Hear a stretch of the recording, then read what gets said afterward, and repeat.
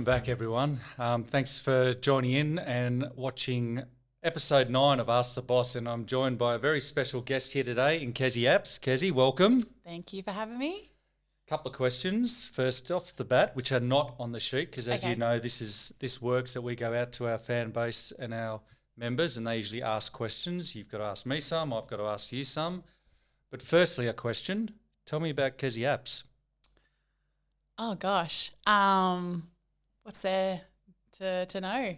She's tall. Yep. Look, I grew up in Bega on the far south coast. On a farm? On a dairy farm, yep. How big was the farm?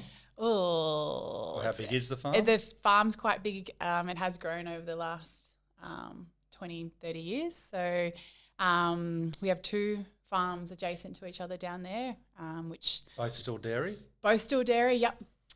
And now my brother's sort of taking over our family farm, and my cousins are on the other side with the other farm as well. So yeah, a little family affair, which is great, and great lifestyle and great, growing up on lots of land, riding motorbikes, running around. And do you still do that down there? Milk cows? When you get down there, yeah. Like you're No. still participatory in the farm life? I do love the farm life. So my partner, he works on a dairy farm, not Yep. our family farm, but somebody else's. And we were living on the farm for quite some time, and we've just moved off back into our house that we have, which is only like 10 minutes away. But Yep. yeah, love the lifestyle. I love the area, and yeah, so grateful for that. So my wife grew up on a farm as well, and she still to this day says that she's a farm girl. Yep. But I've yet to actually see her actually go out even into our backyard. You won't see me milking cows or anything if that's what you're asking. I learnt very quickly that it's so tough. It was my first job growing up. Would work. This sounds really bad, but I'd work every third weekend, one Sunday. Yep. And yeah, winters were very tough getting out of bed Yep. at 3 o'clock in the morning, and it's -5 degrees, and getting the cows in. But yeah, I soon learnt that it wasn't for me. Love the lifestyle, but the actual dairy side of things, I'll just leave that to my family. Yep. And my brother. So the first question we have, Kez, is from a lady by the name of Lily. Lily Jade, thank you for your support in the question. What made you come to the West Tigers inaugural women's NRLW side?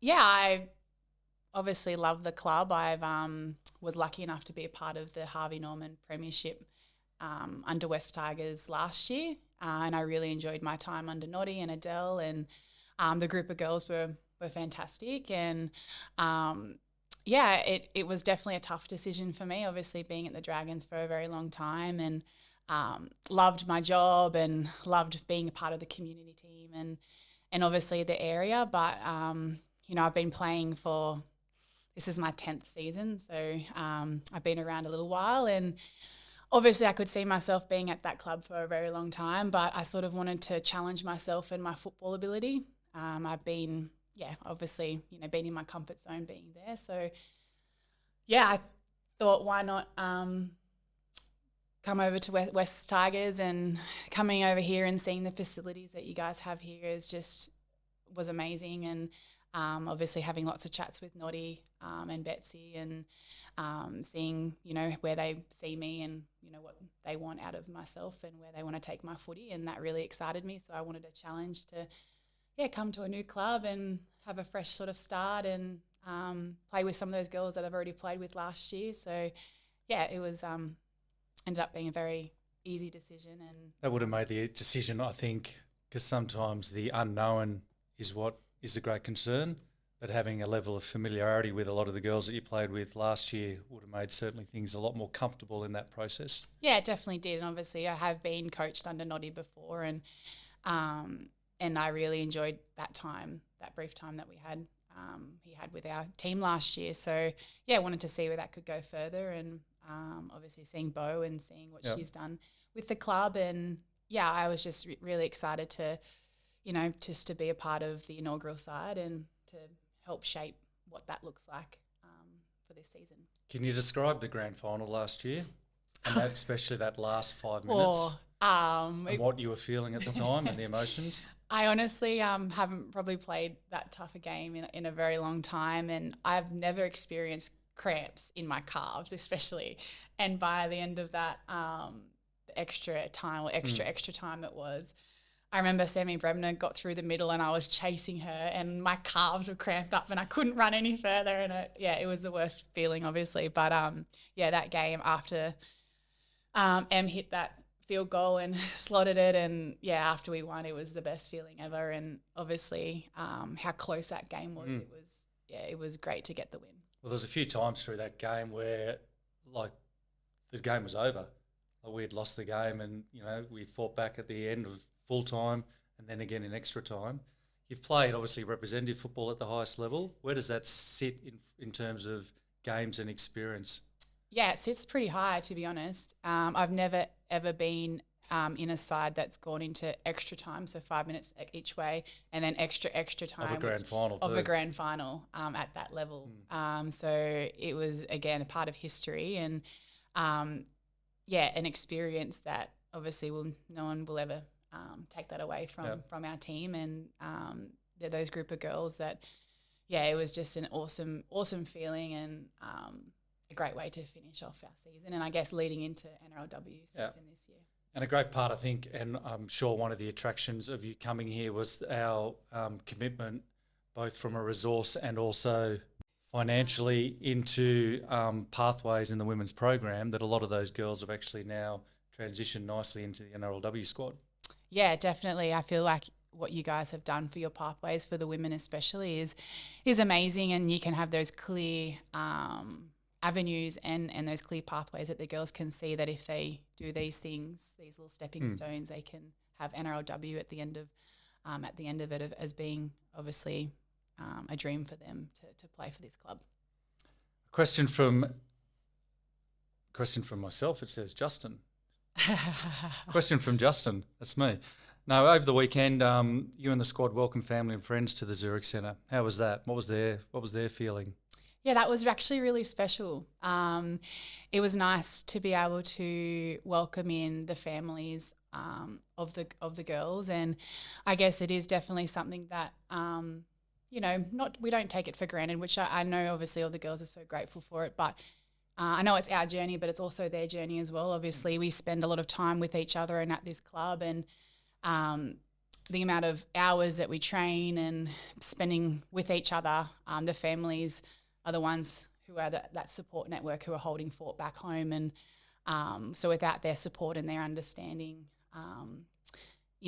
us females wouldn't be able to do what we do. So it is great to give back to them and show them where we train and our lockers and our recovery services and like our gym and the field, and just to give back and say thank you to them, especially in advance with all the time that we're about to obviously commit to. Yeah, being committed to and for training and playing and all the little things like that. So it was great to be able to meet the families and see, and meet them and see. Were they surprised by the facility, by the level of what this facility is? I think so. I think a lot of them, I think some of the girls obviously have brought the families in before, because I know they've done that for the Harvey Norman girls. So that was awesome to hear and to see that. But there's definitely a lot of, surprise in how amazing the facilities are here. And obviously whatever the men get that we get as well. So that's very special. Yep. No one fell in the pool or was jumping in the pool? No, thank goodness. Because when we had the boys one, there was bombs going on as we arrived, and it was all Clem's kids for jumping in and bombing the pool. Okay, my turn to ask you a question. Yes, go for it. This one is from Brett Stevenson. He said, Justin, have there been any challenges for the club in setting up a whole new team in terms of resources, staffing and timetables, etc.? Thank you, Brett, and good question. The challenges are sort of in the question there in terms of it's a whole new team. So there's a few ways we looked at doing this, which was to either go in and get people just for that period of time in regards to your pre-season setup and then into pre-season and the season itself. We chose not to do that. We thought the highest calibre of people we could get to complement the program would be to actually get people that were full-time at the club. So we made a really conscious decision to go out and get what we believe are the best people, and whether it's in an admin role within the women's program or in a high-performance and coaching role.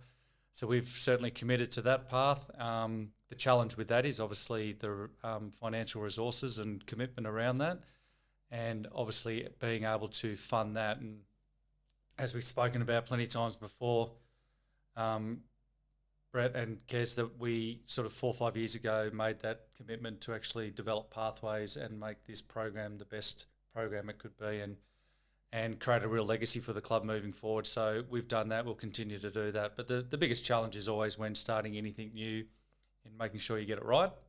And we don't know when that isn't, or we won't be able to be judged on that until that season obviously is underway. But certainly, and you can speak to this, I think we're very well resourced. We've got all the right structure in place to support a really successful program. I agree, especially like the putting on people full-time in the women's space is very important. And even to the extent where we're trying to, because a lot of the men's program employees have been around for some time, that we're actually trying to have a lot of the new people in the women's program actually shoulder them on certain away trips, so they see exactly how operationally the men are doing their program. So I think that's be helpful as well. But thank you for jumping in with that question, Kez. No worries. I have another question from Jaden Tolhurst. Who do you think will be the player or players to watch for the West Tigers this season? This is one of those questions where you can alienate your teammates very quickly. Oh, all of them. Yeah, that's the best way to answer. Week 2 or going into week 3 or 4? Week 4. Week 4 of preseason. Look, I feel like we've got a really great squad and a lot of young girls.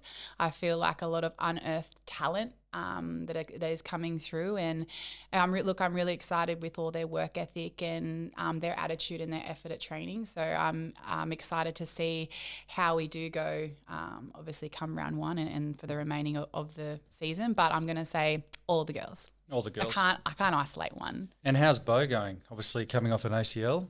Yeah, she's going really well. I think she'll be doing contact or like actual game stuff very soon. So I think she's on track to play round 1. So she's very, very excited. She's counting down the days, and yeah, she's ready to go.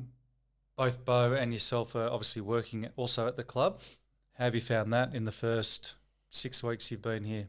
Yeah, really good. Obviously, I've previously worked in the community team before, but just to see how Bo and Kian and Kenny and Sulla as well, how they operate and what programs that they do. And they do a lot more in high schools, which I sort of did a lot more in primary school. So, and there's a new program coming up really soon.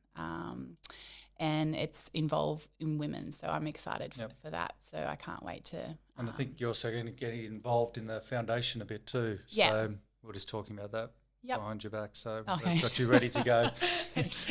No, I'm excited. We've got some good plans there too. Because I think there's some really, the foundation obviously is around contributing to elite as well, which is obviously the player in the program. So to be able to get you involved in that and actually start allocating some more funds into the women's program and have you out there promoting that is also really important. Thanks. Can't wait. Get me out. I think that's yours. Get me out and about. Do you want a question? Sorry about all my questions. I feel like I've got a lot more than you. Look at the difference, right? People are interested in, asking me questions, mainly probably around origin and stuff. It's coming. This one is from Steph Henning. She says, Justin, what do you see the major benefits to the club in having an NRLW side?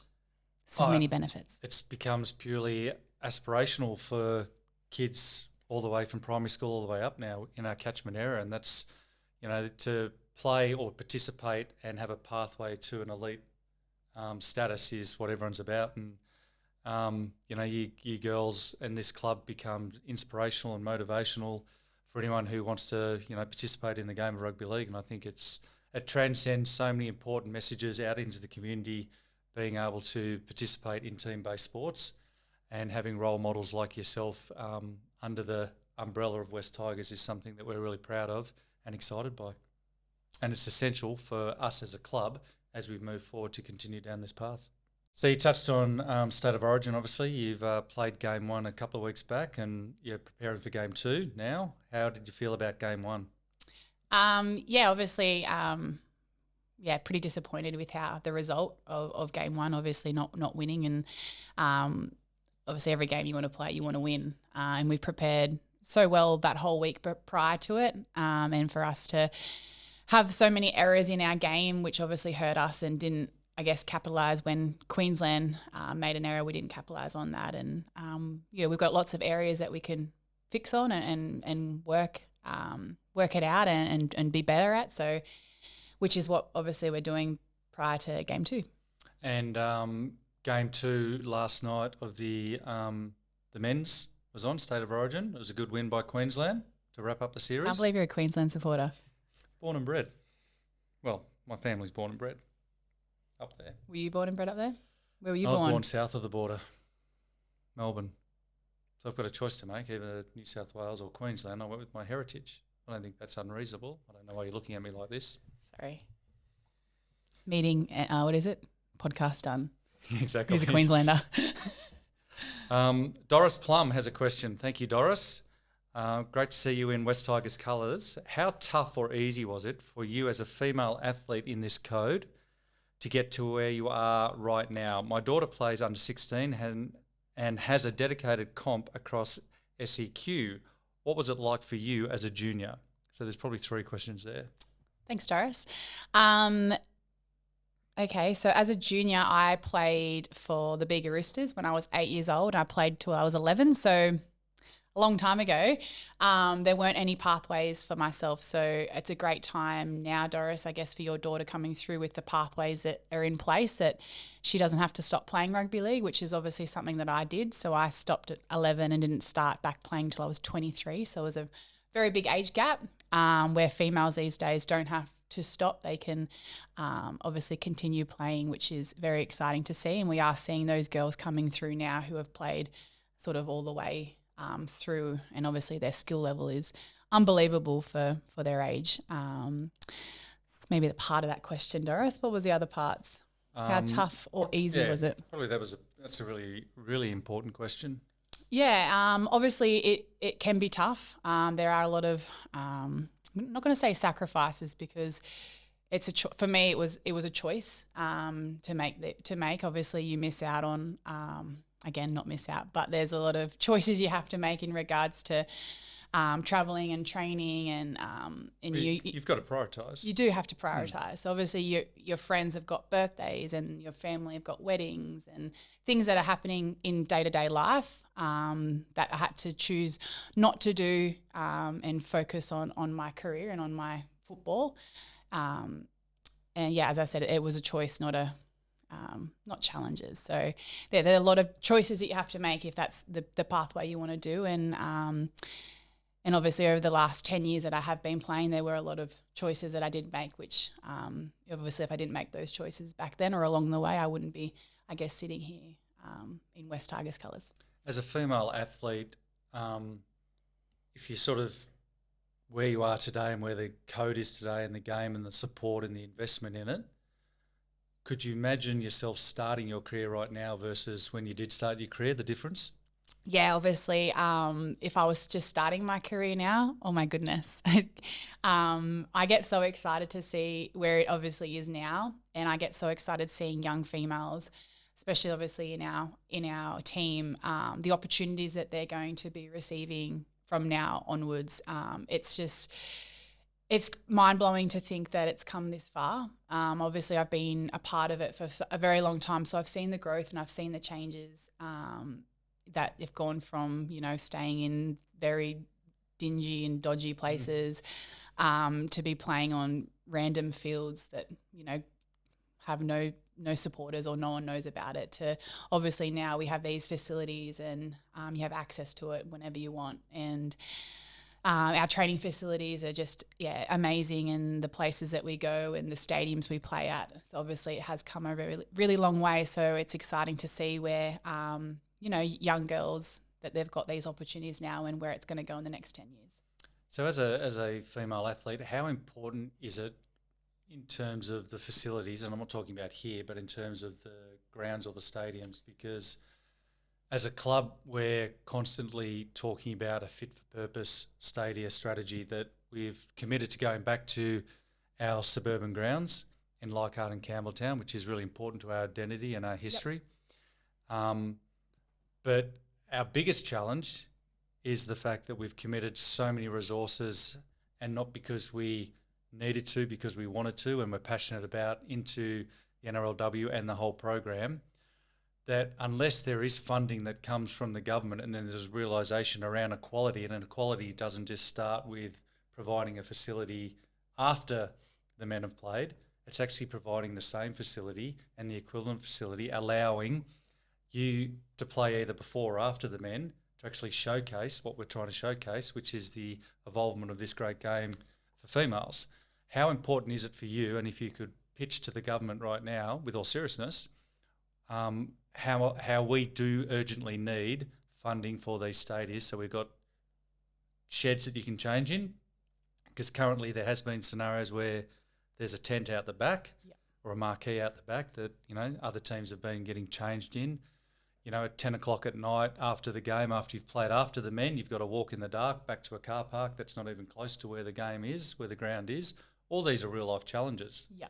Yeah, obviously it's massive. You know, I've obviously, you know, been in those situations where the stadiums don't have, you know, enough change rooms, or even there is a change room, but even just the toilet facilities, they might have one toilet and the rest are troughs. And then, you know, as not just female athletes, obviously the men can as well, but after obviously warm up, there's always time scheduled in for, you know, toilets before we play. And there's a whole line of us lining up for this one toilet. And even just like showers and things like that, it's all open, so there's no cubicles or just little things like that. But the main one would have been just obviously the toilet facilities aren't catered for females, and just the changing rooms itself, it's you know, not catered for female athletes. So obviously everything's all open, so when you have to change, we have to ask all the men, can you please leave the facility or leave the room, while, you know, give us time to do all this sort of stuff. Obviously teams have put those little things in place because they check out the facilities before we actually get there. So there's definitely so much improvement that needs to be done in these stadiums that is not right for female athletes. Yep, agree, and well said. Ronnie W., do you think the NRL is doing a good job for pathways in junior development? Thanks, Ronnie.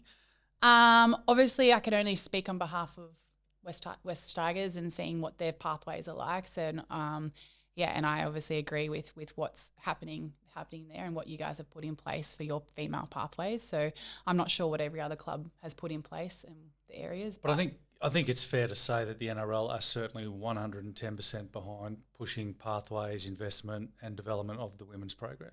Yeah, across the whole code. I think, you know, I know that ideally they would love to have, you know, if the men expand to 18, if that's what's going to happen, they'd love to have 18 NRLW sides as well at some stage. Yeah, definitely. I feel like obviously you've seen that in the growth of the NRLW already, with going from 6 teams to 10. So obviously the investment's there, and they're you know, they want that equalisation for NRLW and NRL. But obviously we still need to work on the pathways, and you know, we've got the Tasha Gale, the under 19s, and then you've got the Lisa Fiola, the under 17s. So there are competitions there that have been established for a little while. And then there's clubs like us that, you know, develop also through Raw programs and the Cubs programs, sort of all the way from under 13s. We're trying to not only encourage people to participate, but also talent identification from a young age, so we can start nurturing them, because I think the strength of any competition is in the talent of the athlete and the amount of athletes that we can have pushing the competition to be as good as it is. So, especially on massive catchment. Yes, which has always been the biggest challenge to resource that catchment, but in saying that, it's always been the biggest opportunity as well. Yeah, love that. All right, I got you one for you. This one is from Beth Young. Thanks, Beth. Does having an NRLW team make it any easier to attract potential sponsors to the club? I think it makes it more attractive to attract sponsors to the club. I think there's certainly a segment out there in the marketplace that, for all their right reasons, want to attach themselves to the female programs. So certainly having an NRLW side, and also, as you've seen through the sides you just mentioned before with Tasha Gale and Harvey Norman, it certainly has given us more assets to sell and more attractive assets in regards to, as I said, there's companies out there that are really specifically focused on whether it's directed from their board or their exec to actually support, promote and invest in women's sport. So to answer your question, yes, that wasn't the motivation though. It's a byproduct, and one that's needed and a necessity, as it is with the men's program. Jack Fletcher, thank you, Jack. What is it like to be the Women's New South Wales captain? Thanks, Jack. Obviously a massive honour and privilege to be seen as a captain and to, lead your state. Obviously, again, was disappointing in game one that I feel like, you sort of take a bit more responsibility when we lose. But yeah, it's a massive honour, and yeah, it's something that I'm so grateful for, and that I'm very proud of myself. How would you describe your leadership style? My leadership style, I feel like I'm not too much of a talker, but obviously when I do, I don't know my leadership style. I feel like I love to try and make everybody feel comfortable and included, and that they're connected.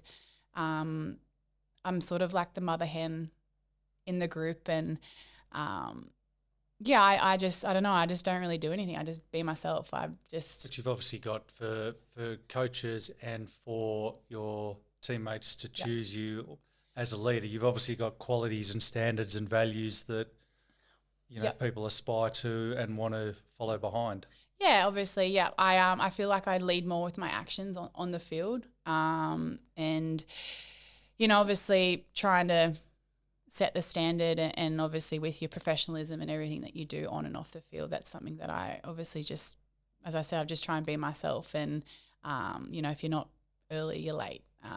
Just those little things, making sure you're a good person, and cleaning up after yourself, use your please and thank yous, just all those little things that make you a good person. And obviously try and make everybody accountable for that, and lead with my actions. And for you, going into the State of Origin arena and at national level also, obviously Big Stefano has been now twice in camp as 19th and 18th, I think, respectively. He played on Wednesday night, his first or debut game. How important as an athlete, and what things can you bring back to Clubland and to the group when you've been in camp for that 10-day period? Yeah, obviously he's going to be surrounded by the best in the state. So I guess for him to, hang out with them for a week or two, see how they operate, see how their professionalism, you sort of pick up little traits of what they do, and then you sort of implement them into your game, into your routine as well. So I feel like it'll definitely be a positive thing for him. And then obviously coming back into West Tigers environment, he can obviously, make other players accountable, or let them know what other, how his experiences and what he saw from other players. And if he wants to be at the best, he's got to obviously keep implementing that for the rest of the season. So, well, thank you very much for joining us. It's been an absolute pleasure, and the club loves having you a part of what we're trying to build here. So, and I'm sure that your experience, not only on the field but also off the field, will be invaluable for our girls and the program that we're building. So thank you. Thank you all for watching and for your continued support, and we look forward to seeing you back after our bye weekend.